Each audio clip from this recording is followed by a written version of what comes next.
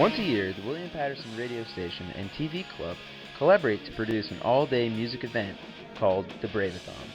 The Brave-athon is 15 hours. 15 hours of 50 local bands. 15 hours, 15 bands. 15 hours, 15 bands. 15 bands, 15 hours. 15 hours, 15 bands. 15 hours. 15 bands. That's the basic explanation for it. So, 15 hours, 15 bands? A long day, undoubtedly. That's a long day. But what else? Brave-athon. It's a fundraising event, originally started for the radio station, but now encompassing the radio station and the TV club in the communication department of Willie P. And it's an excuse to have 15 amazing musicians and artists and bands come in and play for us. And it's an excuse for us to wear ourselves ragged, trying to entertain our listeners and viewers and hopefully make money that we can use to better the TV station and the radio station. The real reason we do this is also to bring attention to both the TV station and the radio station. They get people to realize all the great stuff we do. And again, it also gives us a great opportunity for the TV station and the radio station, the people that work at both, to come together and really realize that there's a lot of potential. We can do great things when we combine our forces.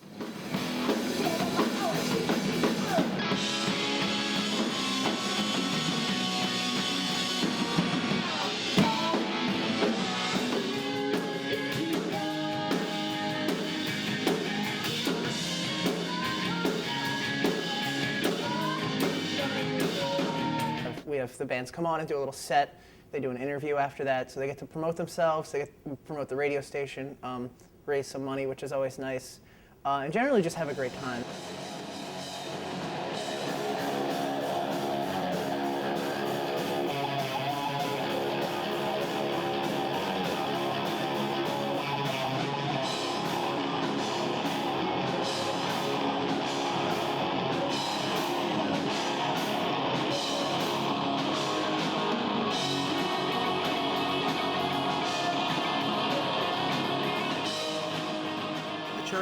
The most challenging part about the Brave-athon is it's exhausting really, because you have all these bands come in, you've got to set up, break everything down, and you've got the entire TV crew obviously doing their thing as well as simulcasting it on the radio station.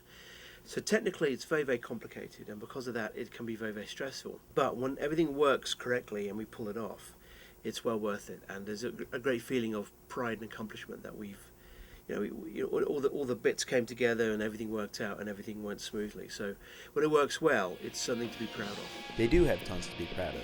After weeks of preparation and hours of hard work, these students were able to create a professional production. The difficulties of a live production are always evident, but 15 straight hours of live television lead to unimaginable difficulties, from bands not showing up to not having enough hands to run equipment. Things seem to always work out though. For the past couple of years, we've actually had 2 bands drop out every year. And usually what we'll do is, luckily none of them have been too early in the day. So for example, this year, the noon band, what would have been the 4th band, dropped out. So we replayed the 8 a.m. band, the Nico Blues, and they were phenomenal. And then the 2 p.m. band dropped out. They actually got stuck on a train in Hoboken. So we replayed one of the better bands from last year, the Sexy Heroes, and everything turned out fine.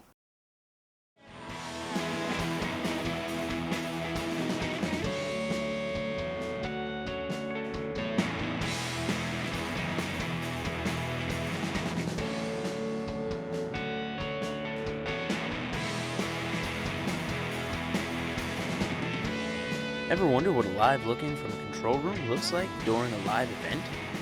Well, here's a sneak peek.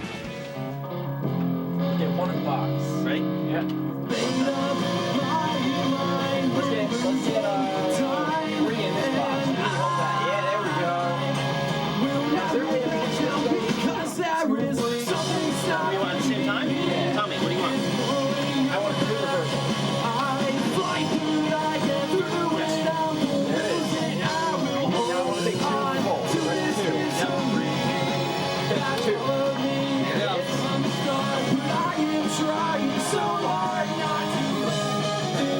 The Brave-athon is not just an all-day music event. It is a way for the students to ask for donations as a means to supplement the stations. They're not asking for it for nothing though.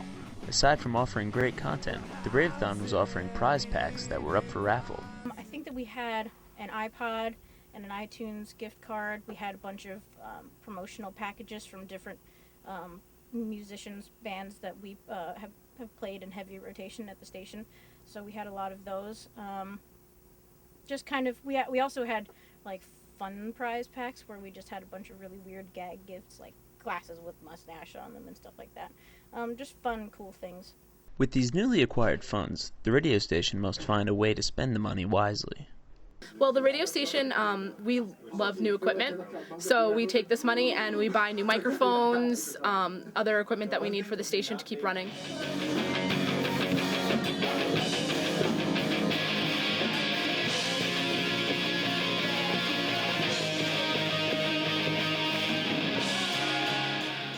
It's really, really cool to have this many great bands being played over a station. It's good programming, and that's really the bottom line, is putting great content on the station, at least when it comes to the programming department. It benefits the station in the fact that it gets our name out there and people know about us because we are supporting local music. And then the second way it helps us, obviously, because we raise money, well-needed funds for the radio station, which we spend on equipment and stuff like that.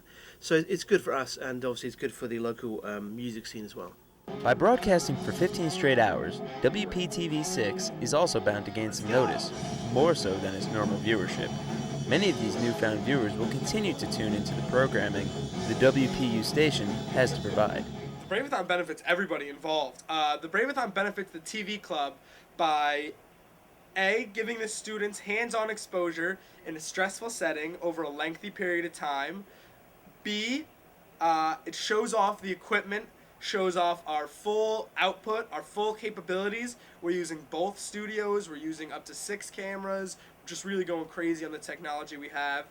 And the bands get good, the bands are benefiting from it because they're getting another venue, a live show. They're going to have a DVD of their performance. They're going to be able to see themselves perform, something that they don't always necessarily get a chance to do. And some of these bands get their first on-air interview, which is a crazy experience for them. WPTV6 gets to promote our name and what we do through the Brave-athon and other events such as the telethon that we hold every semester. We also benefit through the profits that are made. All of the funds that were brought in through the Brave-athon are split between WP 88.7 and the TV club. We get to use that money to go out and get new things that we'll be able to use, such as props for our set for different shows and other things that will really help better the TV club in the long run. Every year, in correlation with the Brave-athon, 88.7 WPSC presents the Bravery in Radio Award. The award is given to the person or persons who are being recognized for their contribution to the world of radio. The recipient of the award must have been involved with the creation and broadcast of unique radio programming, have been instrumental in influencing other radio professionals in producing innovative content, have taken risks and made courageous choices in their radio careers, or have utilized or created new technologies to assist in their radio broadcasts in unique ways.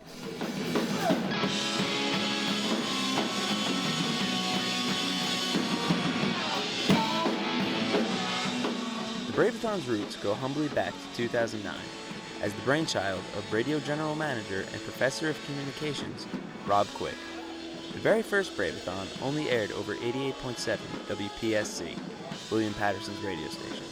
Then, in 2010, Quick's vision grew. The Brave-athon evolved. The TV station was now on board with the project. This allowed more exposure for the bands, more fundraising opportunities for the stations, and more real-world experience for the students.